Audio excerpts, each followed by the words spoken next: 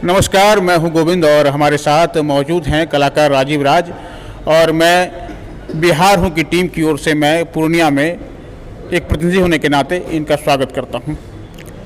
आज कलाकार चित्रकार राजीव राज जी ने, जो हमारे परम मित्र भी हैं, अपनी बनाई हुई कलाकृतियों की एक एग्जीबिशन यहाँ लगाई है।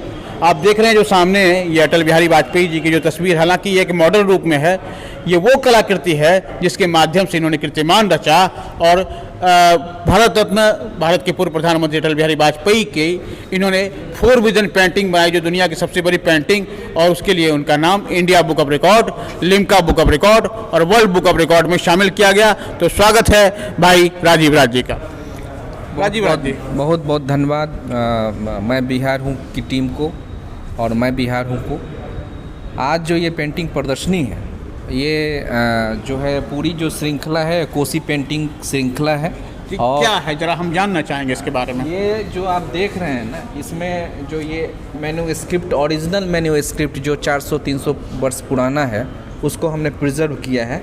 और ये ओरिजिनल जो मैन्युस्क्रिप्ट होता है वो इसमें प्रिजर्व किया गया है। और उसके माध्यम से ये कोसी पेंटिंग, ये शंख मुद्रा है, इसमें बारीकी काम है। अगर आप इसको क्लोज करके देखते हैं तो एकदम बारीकी काम है, ऑर्नामेंटल डिज़ाइन इसमें काम किया है। और एंटिक लुक देने के लिए ये जो कलर है, इस कलर कॉम्बिनेशन को लेकर के हम बैकग्राउंड यूज़ किए हैं और एंटिक पीस इसको बनाने की कोशिश की गई है। और ये पूरा हेरिटेज ऑफ मिथिला की धरोहर नाम से ये पेंटिंग एग्जीबिशन है। आप यहाँ देख रहे हैं कि ये गणेश है और गणेश को एकदम बिल्कुल अलग स्टाइल में बनाया गया है। ये कोसी पेंटिंग स्टाइल जो मेरा ऑन स्टाइल है उसको क्रिएट किया जी। मैं यहाँ आपको रोकना चाहूँगा कि आपने अभी बताया कि कोसी पेंटिंग स्टाइल जो आपका ऑन, यानी कि यह आपके द्वारा सृजित किया गया है। तो क्या माना जाए कि कैसे मान लिया जाए कि ये जो मिथिला पेंटिंग और कोसी पेंटिंग में कुछ भिन्नताएं हैं? देखिए, सबसे बड़ी बात है, मिथिला पेंटिंग और कोसी पेंटिंग में बहुत भिन्नता है। भिन्नता आप अगर देखेंगे कि मिथिला पेंटिंग जो है वो एक फोक आर्ट तो है ही, और वो एक भित्ति चित्रण था और बाद में उसे लोग कैनवास पर उतारने लगे। आज तो विश्व स्तर पर वो जाने जाते हैं। और कोसी पेंटिंग में मैंने एक चीज़ जो है, वो स्टाइल जो है वो थोड़ा सा चेंज किया है। वो मेन जो स्टाइल हमने क्या किया है कि यहाँ पर थोड़ा सा पर्सपेक्टिव को ख्याल में रखते हुए, डिज़ाइनिंग को ख्याल में रखते हुए इस चीज़ को हमने बनाया। अब मैं जानना चाहूँगा कि अभी हम देख रहे हैं कि यहाँ पर एक पेंटिंग है जिसमें कि पुरैन यानी कि कमल के साथ साथ मछली भी है। अगर मैं ये प्रतीकात्मक रूप में देखूं तो जिस तरह की कमल फूल जो है कि वो जो है कमल पुरैन, वो पूर्णिया पुरैन की धरती की पहचान है वो, और मछली ये जो है कि मिथिला की माछ मखान, ये मिथिला की पहचान है। तो इसमें क्या है, वास्तव में आपने दोनों का कॉम्बो दिखाया है? बिल्कुल आपने सही पकड़ा है और आपकी पारखी नज़र को हम सलाम करते हैं। और मिथिला की जो मतलब माछ पान मखान की जो संस्कृति है, और साथ में मैंने इसमें जोड़ा है पुरैनिया, यानी पुरैन का पत्ते से जो पुरैनिया हुआ, पुरैन मतलब होता है कमल। और उस पर मैंने जितने भी पेंटिंग्स हैं, लगभग सारी पेंटिंग में पुरैन का पात और कमल को हमने इसमें दर्शाने की कोशिश की है। अच्छा, आपने कहा कि मिथिला के मैन्युस्क्रिप्ट को दर्शाया गया है। ये मैन्युस्क्रिप्ट मिथिला यानी कि 300 साल 400 साल पुरानी जो बताई जा रही है, क्या है ये मैन्युस्क्रिप्ट? एक्चुअली क्या है, आज से लगभग 300-400 वर्ष पहले की परंपरा रही थी, जो लोग हाथ से लिखा करते थे, पांडुलिपि और सारी चीज़ें हाथ से हुआ करती थी।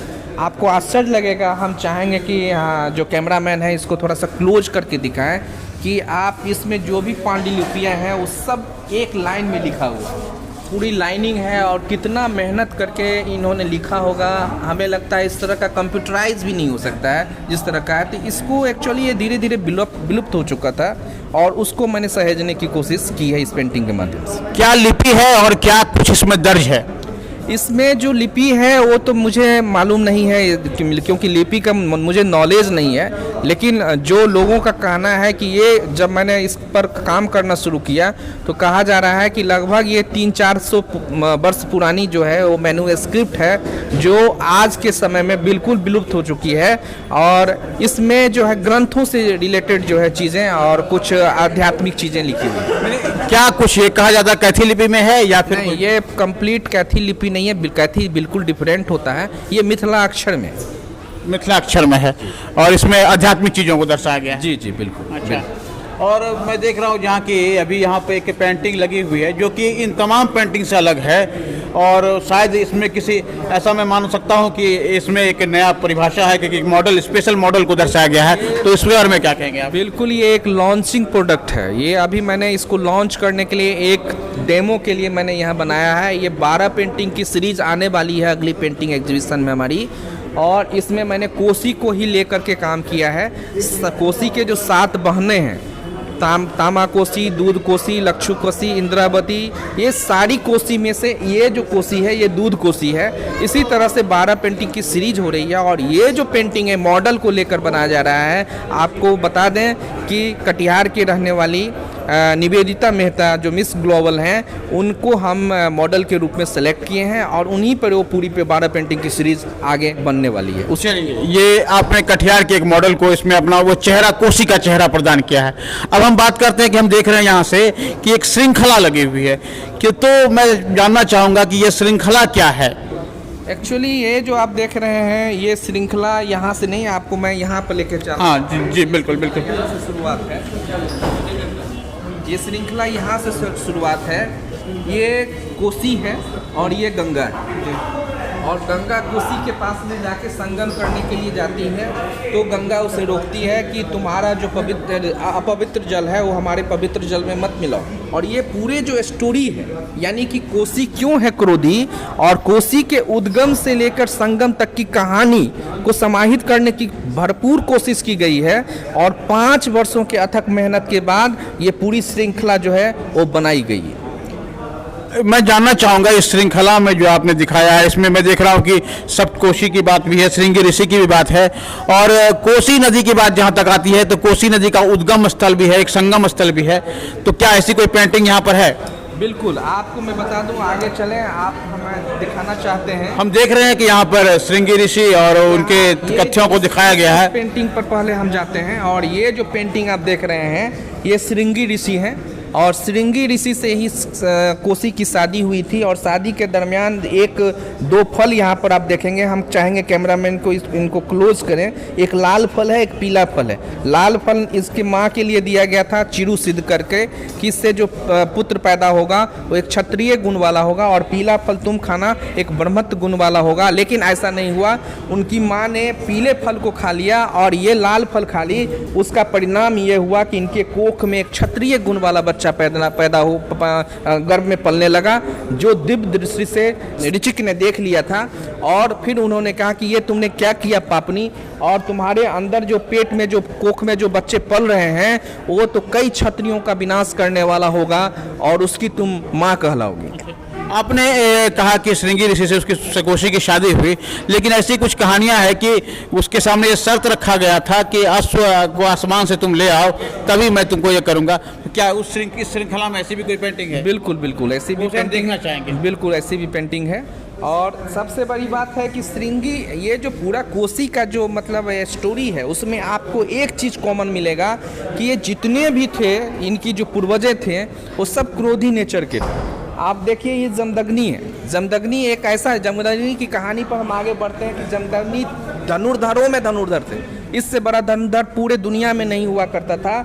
और ये जब धनुर विद्या में अपना काम कर रहा था तो अपनी पत्नी को तीर लाने के लिए बोला। पत्नी को देर हुई और उस देर के समय में फिर जो है वो जो है क्या करने लगी, और एक उनका सर तपने लगा सूरज के कारण उनके सर तपे, पाँव तपने लगे। और इसी दरमियान फिर भगवान सूर्य वहाँ पर आए और एक उपानह दिए और एक छाता दिया। उसी दिन से आविष्कार जो है छाता और उपानह का यहाँ से शुरुआत हुई। तो इस जो ये प्रदर्शनी है, कला प्रदर्शनी, इसमें महत्वपूर्ण बातें भी सामने उभर कर आई। इसमें बताया गया है कि किस तरीके से छाता और जो खड़ाव की उत्पत्ति हुई। ये एक नई चीज़ों के लोगों जो नई पीढ़ी के लिए एक नई बात कलाकार राजीव राज ने दी है। लेकिन यहाँ कुछ कोसी की बात हम जब करते हैं तो कोसी से सिंहेश्वर स्थान की उत्पत्ति और कुर्सेला जो कि ओल्ड पूर्णिया जिला और वर्तमान कटिहार जिला का हिस्सा है, उस कुर्सेला के संदर्भ में भी कुछ गौरव गाथाएं हैं, क्या उससे भी संदर्भित कोई पेंटिंग है यहाँ पर? बिल्कुल उससे रिलेटेड हैं। ये देखिए, सबसे पहले माँ के गर्भ, माँ के अंदर से सप्तकोशिकी का यहाँ पर निर्माण हुआ है। सबसे पहले हम जानते हैं ये तामा कोसी है, दूध कोसी है, अरुण कोसी है, सोन कोसी है, लक्षु है, इंद्रावती है, और इस तरह से सातों कोसी, सातों बहनें जो हैं वो यहाँ से निकली है। सातों बहनें का संगम होता है और ये संगम का दृश्य देख रहे हैं। और रास्ते, पहाड़ के रास्ते से होते हुए जाते हैं। दुर्दांत राक्षस इनको रोकता है, लेकिन फिर भी अपनी तरक्की से ये आगे बढ़ने लगती हैं। ये इस तरह से ये पेंटिंग की जो पूरी श्रृंखला है वो क्रमबद्ध जो है वो आपको यहाँ पे दिखाई दे रहा है। यहाँ अब देखें कि सिंहेश्वर के पास में कोसी जो है वो भगवान शंकर उनको स्थापित करते हैं कि तुम जहाँ से जाओगी दर दर के लिए भटकोगी। वो स्टोरी को आगे बढ़ाते हुए वहाँ पर वो फिर आगे बढ़ती हैं और मयूर के साथ उनका नृत्य है, मयूर का वध है। यहाँ पर विभिंडक ऋषि हैं और यहाँ अप्सराएं, आपको मैं बता दूं कि अप्सराएं इस कोसी की नदी में जल क्रीड़ा करने के लिए आती थी। ऐसी धरती पर हम हैं आज, तो हमें गर्वान्वित महसूस करते हैं कि कोसी की धरती पर हम हैं। बहुत लोग इससे अनजान हैं और उस लोग इस चीज़ को समझें कि कितनी बड़ी धरती थी, कोसी की नदी कितनी पवित्र नदी थी, उसको समझने के लिए ही मैं ये पूरी श्रृंखला जो है वो बनाई हुई है। और इसी तरह से अंग देश का राजा लोमपाद हुआ करता था, वो अकाल हुआ। अकाल के समय में जो श्रृंगी मुनि है, वो श्रृंगी मुनि का ये चित्र है। और यहाँ पर एक गणिका को भेजा गया था कि इसको मोह माया लेकर के अंग देश यानी कि भागलपुर में लाया जाए। और जब वहाँ पर वो पहुँचे तो मुंगेर में बारिश हुई। और इस तरह से ये त्रिवेणी संगम का दृश्य है जो आपको नेपाल के चतरा में देखने को मिलेगा।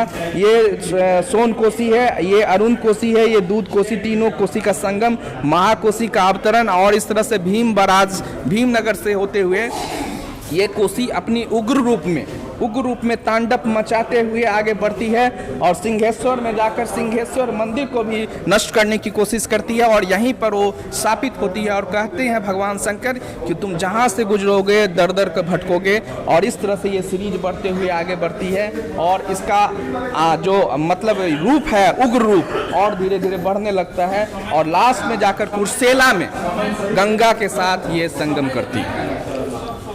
तो कुर्सेला के बारे में भी बात कर रहे थे, मैं विस्तार से जानना चाहूंगा कि कुर्सेला में कैसा संगम होता है गंगा और कोसी का, और उसको आपने किस रूप में यहाँ परिभाषित किया? कुर्सेला में जब गंगा और कोसी का, गंगा कोसी का जो संगम होता है आपको अभी भी देखने को मिलेगा।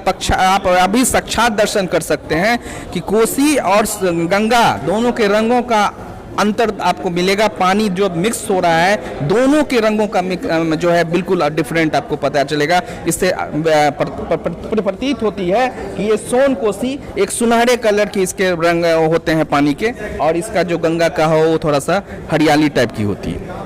तो ये विस्तार से चित्रकार राजीव राज ने कोसी पेंटिंग के माध्यम से कोसी श्रृंखला के बारे में बताया। और आने वाले समय में उम्मीद की जा रही है कि ऐसे और भी कई कलाकार सामने आएंगे इस कोसी जनपद से, पूर्णिया जिले से, कटिहार जिले से, अररिया जिले से, किशनगंज जिले से, और हो सकता है कि गंगा पार से भी जो ऐसी चीज़ों को लेकर सामने आएंगे। तब तक मैं बिहारों के लिए पूर्णिया से कलाकृतियों के बारे में और ऐसे ही धरोहरों के बारे में, कुछ सांस्कृतिक गतिविधियों के बारे में, कुछ खेल के बारे में, कुछ पौराणिक ऐतिहासिक चीज़ों के बारे में, तथ्यों के बारे में जानकारी लेकर हम आते रहेंगे। तो बने रहिए हमारे साथ।